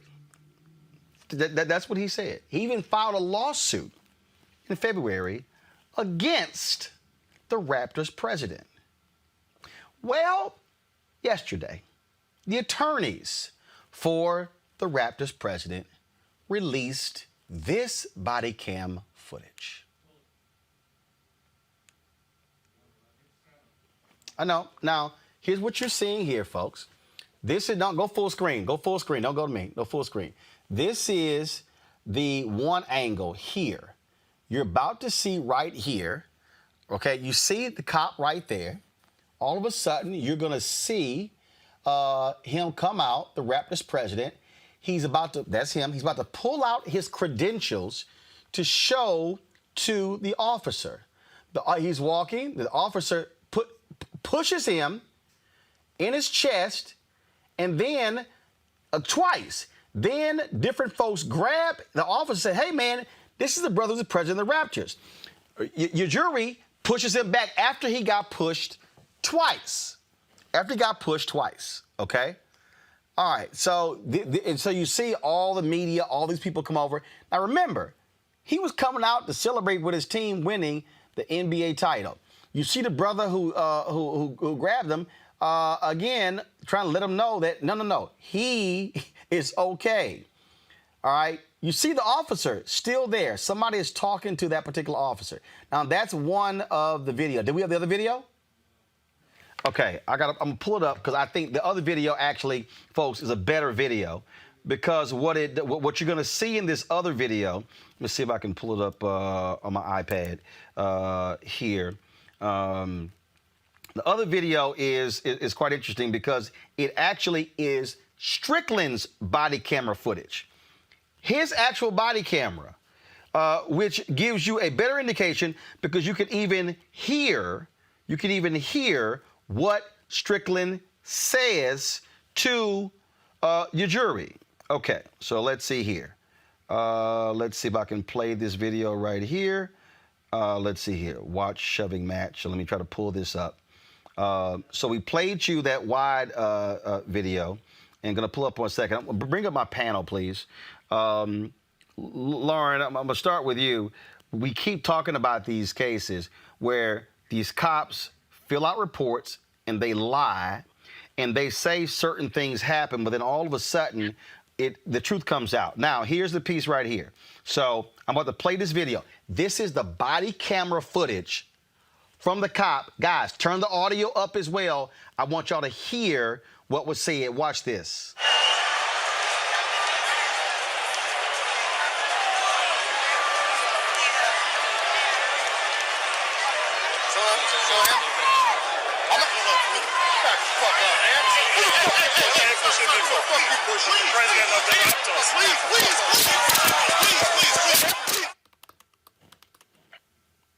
All right. I'm going to roll that back again. So this is, you know what, let's let this roll. We already played this video, but there are 3 different angles that I want you to see, and they're going to zoom in on that other angle, and you're going to see this video. And again, it shows you, first of all, the video, he pushes your jury, curses him out, says, "Get the F back," pushes him a second time before your jury then pushes him back. And so all these folks ran with the story. You'll see it. So I just showed you the body camera footage of the cop. This is the security footage from the Golden State Warriors.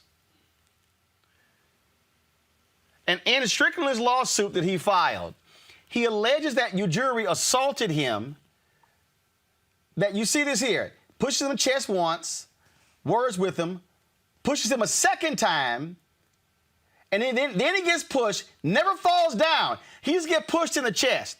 In the lawsuit, Strickland said, quote, he suffered injury to his body, health, strength, activity, and person, all of which have caused and continue to cause plaintiff great mental, emotional, psychological, physical, and nervous pain and suffering. Remember, the Alameda County Sheriff initially wanted the Raptors president charged with battery of a police officer, and the sheriff, Lauren, claimed that your jury struck Strickland in his jaw and shoulder. But the DA office declined to press charges. Yeah, why not? Why not charge him with the Kennedy assassination? I mean, you basically, everybody implicitly knows what the rules are. The police understand, they say something, right? They know that. They also know that a white person accusing a black person of something, inherently, they're going to be believed. So write up a, civil court case or criminal court case and you pile stuff on. And generally speaking, the media, this is the other thing they understand, another sort of unwritten rule that's obvious to everybody. The media is going to believe the police. And what the police say and what they put out there is going to become the narrative of the story. And I mean, believe the police without checking anything. So you're just quoting this authority that told you that this happened this way. And, frankly, in most civil situations where you have someone that puts their hands on you, you have the right to engage. The minute that he pushed him like that, that was assault. So now your jury could have engaged him with equal force. But because he's in a special class, Strickland. My God, if he had done that, then we would be talking, in most jurisdictions, a lot of jurisdictions, you get a mandatory sentence if a cop says that he was assaulted by you. So check this out, Robert. Check this out. So this is from the Bleacher Report story. The Alameda Police Department recommended battery charges against Ujiri after the alleged altercation. The DA's office declined. Quote, Mr. Ujiri attended a meeting with the district attorney's office focused on matters that we believe merited constructive, structured mediation and conflict resolution and were better handled in a setting outside the courtroom, according to the Alameda District Attorney's Office in October 2019. Let me translate that, Robert. We saw the body camera footage. That SOB was lying, so we are not trying to look like some damn fools, and so this thing is going to end right now. Well, look, Roland, there's a reason the police reports are not admissible in court. I've had many cases like this, and unfortunately, as an African-American male, unless you have a drone or you have footage of you 24 hours a day, you aren't given the benefit of the doubt. And we hear from the Laura Ingrams of the world, shut up and dribble. You're a millionaire. Why are you even worried about these issues of Black Lives Matter and police brutality? Because guess what? If nobody knows who you are just some tall black dude who has to be subdued like any other black dude, and they treat you with that exact same level of respect, which is none at all. So Mr. Ujiri, not only should this case be dismissed against him, now he has the right to countersue this officer. This is part of the reason that I think many of us have been going after sovereign immunity and qualified immunity so hard, because I think that not only should he be able to sue the officer, he should be able to go after his pension fund, go after his retirement fund, go after his Roth IRAs, go after his children's college fund, go after his car, go after his vacation house. I think that's the only way you send the message to law enforcement, because when we talk about criminal justice reform, we're not simply talking about police shootings. We're talking about the interactions between the African-American community and law enforcement. And unless we are willing to deal with these systemic issues, we will continue to see the continued indignities against African-American men in this country. See, Brandon, you're elected official, and this is, look, you're a county commissioner. Check this out. Again, this is the line that Lauren talked about, and we always talk about by these damn police departments.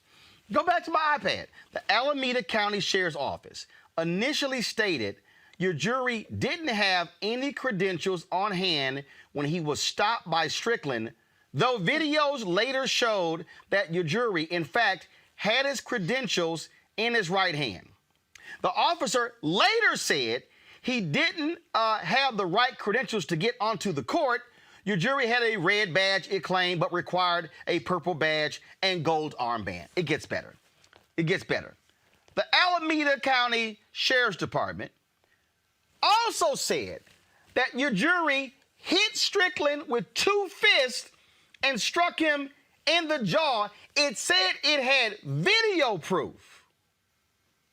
This is where the county officials in Alameda County should say, yo ass fired, yo ass fired, yo ass fired, and you fired. All y'all were lying, because all they had to do was not listen to this lying ass white cop, but play his body camera footage, and that would have showed you everything. Yeah, I think the only thing they left out was that he was 6'8", 450 pounds, right? And amped up on ecstasy. Exactly. So this is the struggle, I think, that Robert was alluding to, of what it means to be black in America. We always have to justify us being there, whether that's Trayvon Martin or whether it's the president of a major basketball organization. And it's not just saying that these folks have to be fired. What I would challenge this particular county to do is what we're doing. We're re-examining the role of policing and incarceration as a whole in Cook County. We spend more money on policing and jails and incarceration than we do on healthcare. And so this is not just simply about an individual, right? Though we know we have some bad actors and some individuals that are part of institutions. But this is also about an institution that protects this. And so the county has to challenge these institutions. And the way you do it, I believe this is what Robert was getting at, and what you're getting at, Roland, is that you have to challenge the resources. And it's egregious that we are policed, we are surveilled, and even when you have this type of video, they still lie, right? And so I believe that our role in this moment is to bring out policy and push forth budgets that make sure that we're prioritizing people's interests. And people's interest has to be about their ability to live and thrive and grow. So this is wrong. It's a clear example of what brutality looks like in real time. And we have to make sure as elected officials that we're challenging those systems in a way that examines those individuals' budgets. Because the Toronto Raptors or whomever other stadium is holding these major venues, those institutions are paying those individuals to be in those spaces, those police officers. That's coming out of their budget, or it's coming out of the county budget. Why are we investing our budgets into systems that continue to brutalize us, whether we're wearing a hoodie or a shirt and tie? But to Lauren's point, and Lauren, this is the real issue, and that is this. Whenever something happens, the public immediately believes the cops. And the other problem here is that the cops backed up this lying-ass white cop. What the Alameda County Sheriff's Department should have said is, we will wait until we examine the body cam footage to determine what happened. Nope. They immediately believed the lie, and what this white cop did is what cops always do. They lie, they make it up, and they run with it, and the sheriff or the police chief will run right out to the cameras and back up that lie, and then later, Laquan McDonald, same thing. And that was even worse because not only did they lie, they then tried to cover up the lie. They went to the Burger King and erased the video footage was there, then tried to hide that dash cam video, and they were backed up by Rahm Emanuel and a city office who fought the release of the video, and it was only released when some media reporters were able to get it released. That's how the system protects lying cops. Well, at least on that one, the consciousness of guilt told them, let's hide the video, right? This dummy, Strickland, knew that the video existed of him assaulting your jury and went for the lie anyway. I mean, you would think that, and that shows you the level of arrogance, because you would think in the back of Strickland's mind, he would have said, well, you know what? I know I pushed this guy twice for absolutely no reason. He's reaching his jacket to take his credential out, and I made a big deal out of this and made a fool out of myself. So let me not get into a big thing. The fact that he knew that lying was going to work for him, the fact that he knew he could effectively make up any story he wanted to and get away with it, sort of tells you all you need to know about the legacy of what it is to be African-American in this country when it comes to effectively the fact that you never get the benefit of the doubt. I actually think this doesn't just extend to law enforcement people lying about African-Americans. I just think that people implicitly know that if I lie about you and you're African-American, I am going to be believed over you if I'm not African-American. I mean, it's just, it's an unwritten, obvious fact. So this guy is a guy in a suit and a tie. And, you know, the other thing, too, that we don't really talk about that much is the fact that there's a resentment there that nobody talks about. You know, you're a security guard or a sheriff or somebody doing security at one of these games. This is a multi-million-dollar business. You're watching African-American males make multi-millions of dollars, very popular, they're entertaining. You're the lower person on the totem pole. And that's not the way it's been in America for 400 years. And unless you're an athlete or an entertainer, it's generally not the case. And I think there's a resentment that builds up that leads to these types of moments, quite frankly. Well, again, my whole deal here is, first of all, your jury is countersuing. I hope he countersues his ass in a huge way. And again, I keep saying this, and I don't care. It should be stated in any one of these departments. If you lie in a statement, you lose your job. Gotta go, excuse me, gotta go to a break. Oh, wow, Al is now kicking up. Gotta go to a break. We come back. More on Roland Martin Unfiltered. You want to support Roland Martin Unfiltered? Be sure to join our Bring the Funk fan club. Every dollar that you give to us supports our daily digital show. There's only one daily digital show out here that keeps it black and keep it real. As Roland Martin Unfiltered. Support the Roland Martin Unfiltered daily digital show by going to RolandMartinUnfiltered.com. Our goal is to get 20,000 of our fans contributing $50 each for the whole year. You can make this possible. RolandMartinUnfiltered.com. Fill out your 2020 census and include everyone who lived with you as of April 1st. Kids, uncles, anyone. They don't even have to be family. Now remember, this count helps inform where billions in federal funding goes each year. So shape your future and start here at 2020census.gov. All right, folks. We are. I was meant to mention to y'all this early. Did y'all see? Did you see, Robert, the story where what's his name? What's that nut? Brit Hume, in his effort to praise Jill Biden's speech, called her speech very likable in contrast with Michelle Obama's hard, angry edge. I'm like, y'all white folks love, and then Tucker Carlson followed up by calling her a victim speech, saying she wants you to shut up and accept her dominion over you. Lord, Michelle Obama sure gets these white men to show themselves, doesn't she?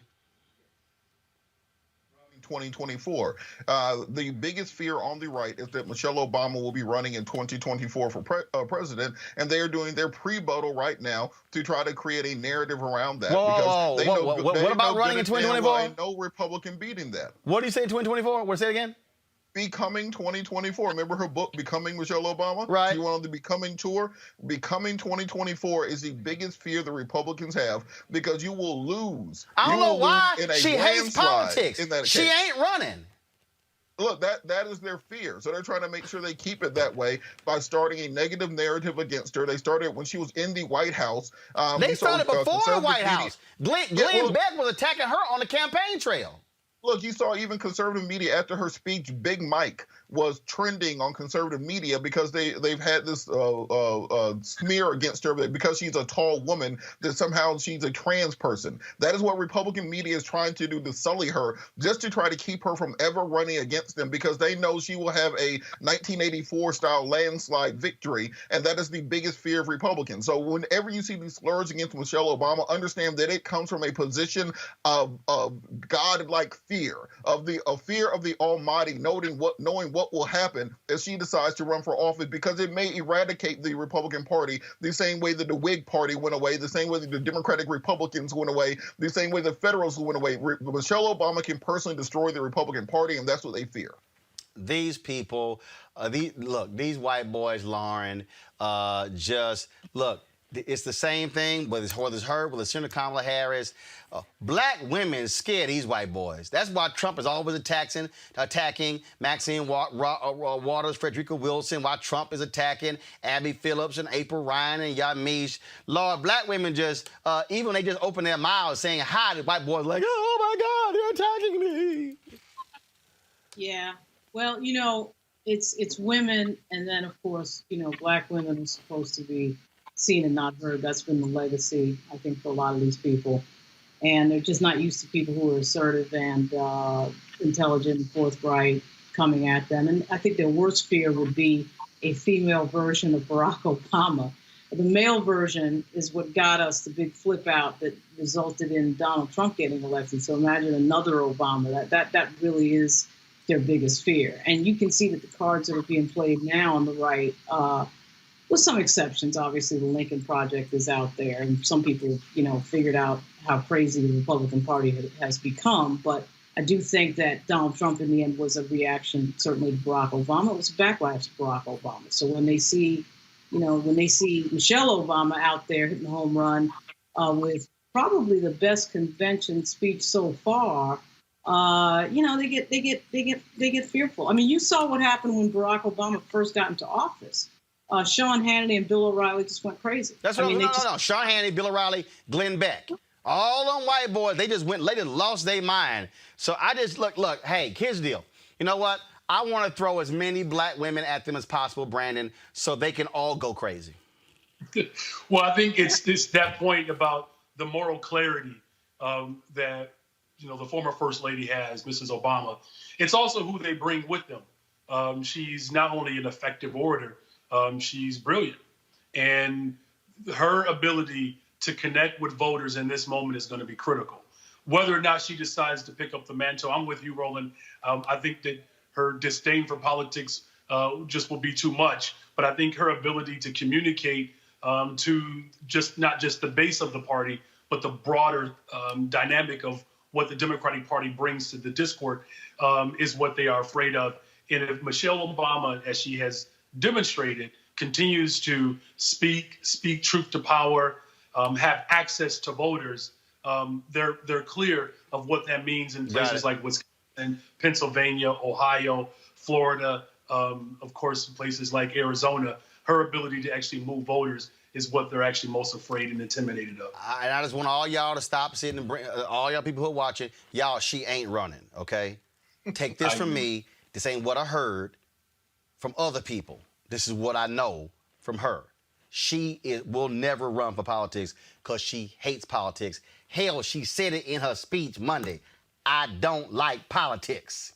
Brandon, Lauren, and Robert, I certainly appreciate it. Thanks a bunch. All right, folks. Y'all know what it is. Wednesday. Always a little fun on Wednesday. Roll it.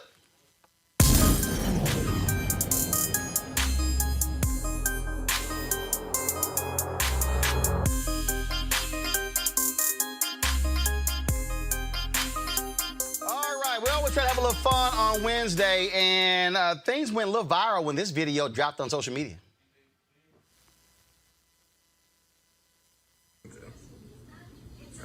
They need to work on that, right? Yes, okay. Did you understand it, though? No. Okay. All right. Huh? Oh, no. Not this one. This is the grand finale of this. Yeah, that's the last one.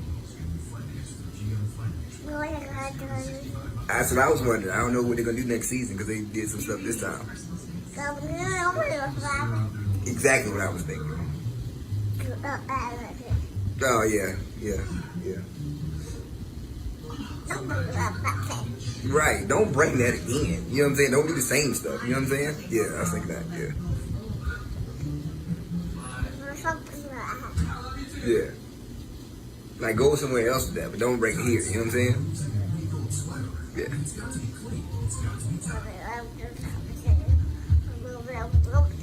That's what I said. It was like, you know what I'm saying? And I was like, what in the world? But don't do that here. You know what I'm saying? Yeah.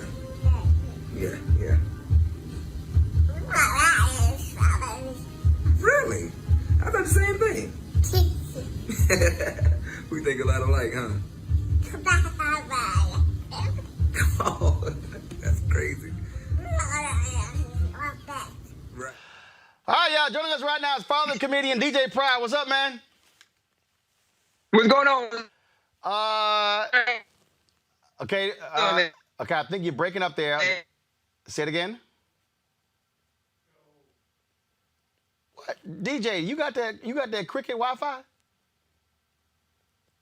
Listen, nah, man, I got the real thing. You ain't got the real thing. All right, you there now? Can you hear me? I can hear you perfect. Well, I can't hear you perfect. That's the problem. Hold on. Let me see. Let me adjust. Hold on. Let me make sure we good. My internet good, brother? No, you don't. Hold on. Have you done a speed test? See, this is the devil. It's the devil working right now. That's the devil. Oh, anytime something goes wrong, it's the devil. Okay, it's the devil. Okay, I think we finally got you there. Were you surprised at how this video just took off? I was, man. I was, because I had no clue that it was even getting posted. My wife, I didn't find out till it was like already 300,000 in. So hold on. When people, called me, your wife shot it, and you had no idea that she had posted it? I had no idea she had posted it. He had shot it like a month she posted it. Wow. And then, of course, it just took off. And folks are like, he is really having a conversation with his baby. Right, exactly. And it just took off. It took a life of its own, man. I think by the time I got notification of it, it was like we were 300,000 in, and people. And my wife had told somebody she was pregnant or something. I didn't know what was going on. And then come to find out, she had posted a video. I went online and I saw it. And I was like, damn. And it went crazy from there, man. It took on a life of its own. Then people started sharing it, and it was crazy. We went to bed. I think it had like 1.5 million hit. Woke up the next morning, it had like 25 million hits. 25 million. Wow. How has it changed? Yeah. Has it resulted in bookings? How has it helped your career? It opened up a lot of doors. It opened up a lot of doors. Being able to stand-up comedy. I've been doing stand-up now 17 years. And then it opened up just to be able to speak on the behalf of Black fathers, to show the world that we're here, we're present, and we've been present for a long time. So I became this unofficial spokesperson on behalf of Black fathers, and that's an honor, man. That's something I take real serious, and I'm humbled by. You know what I'm saying? So I think I was more so moved by that, is being able to show the world and showcase Black fatherhood. That was dope to me. More than my career, that was more important to me, to show that Black men we're making these kids, but we're in these kids' lives. Well, absolutely. And of course, and it also was funny. Yeah.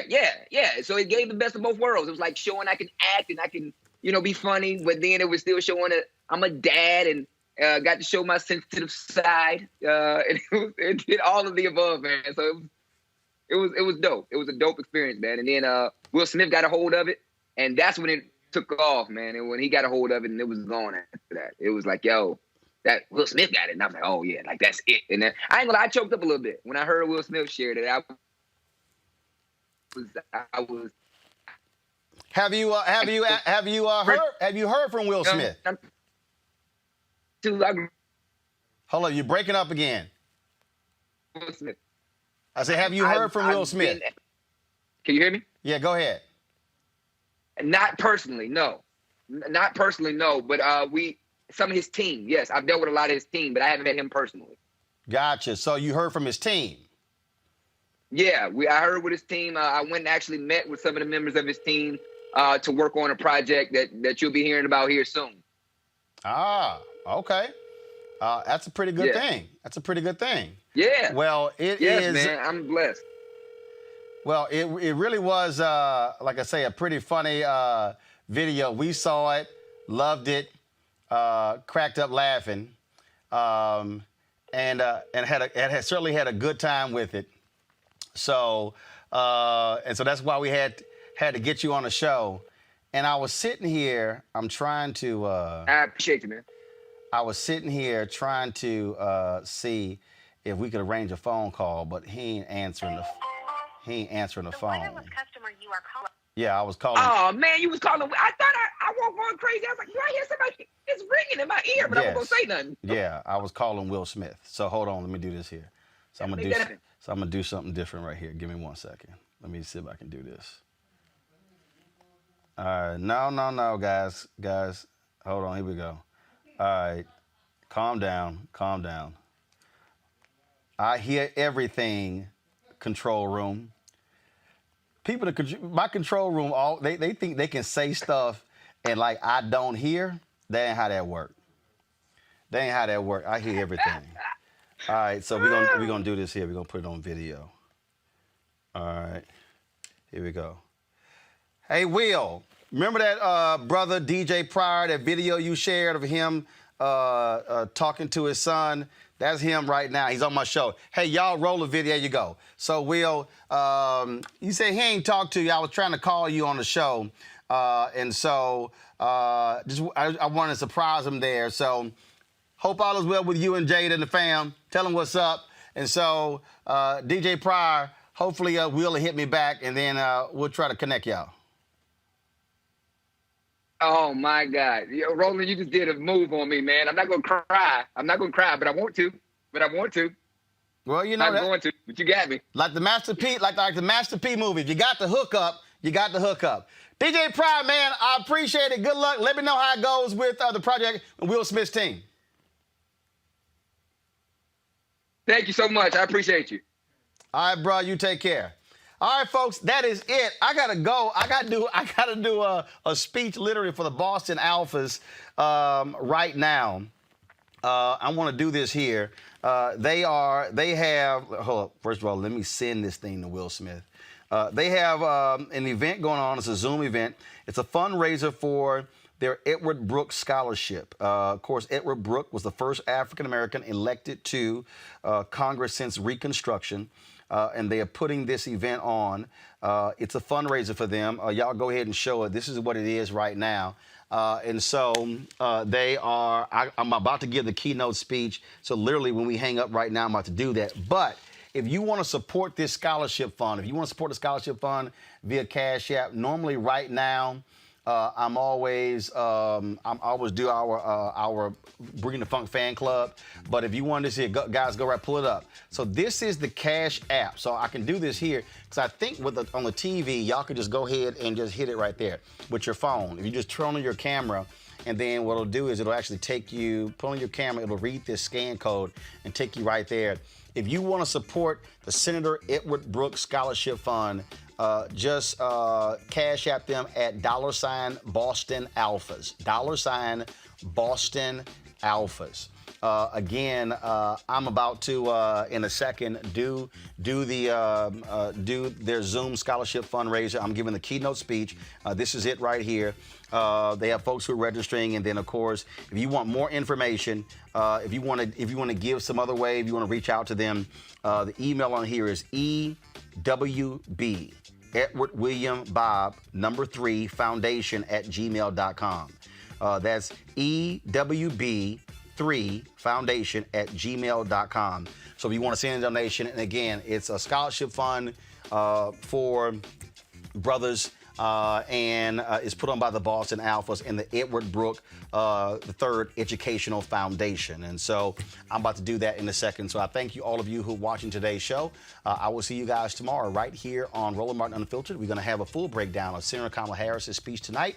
We also President Barack Obama, 9 p.m. Eastern. We will begin our live stream coverage of the Democratic National Convention. So look for our YouTube channel, folks, to watch it as well. And yeah, watch it on our YouTube channel. Forget everybody else's, because that way when you watch it on ours, those views help us generate money for us to keep doing this show. So we appreciate that. Folks, I'll see y'all tomorrow. Holla!